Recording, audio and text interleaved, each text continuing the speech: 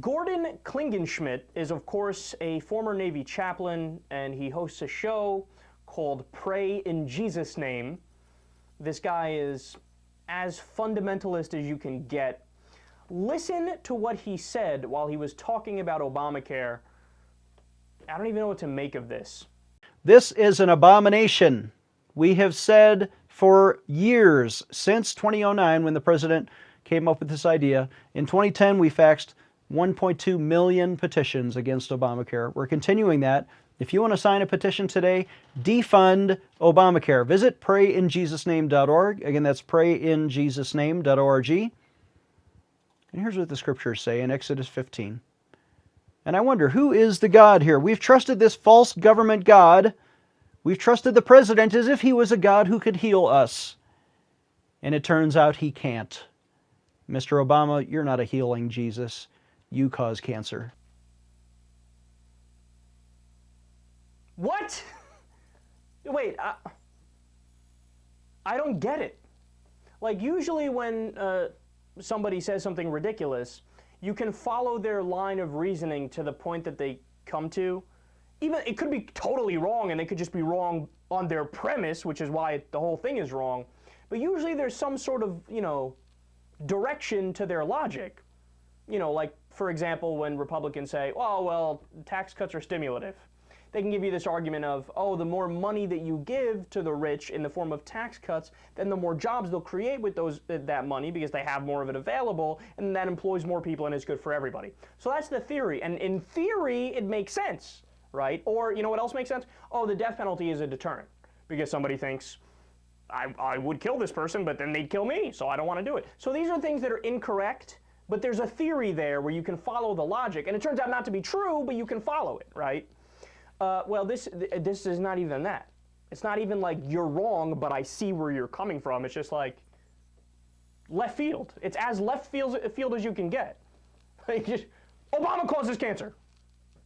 How? What does that even mean? So what does he have, is his hand made of benzene, and when he shakes your hand, you get cancer all of a sudden?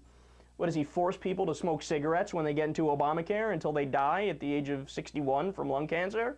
How does this work? Do you care to elaborate for me? But that's the thing. Some people on the right, specifically, they're so crazy that they've even given up any pretense of trying to convince you. Because they're so in their bubble and they're so preaching to people who are just going to nod along anyway, that they think, well, I don't even need to bother providing an argument.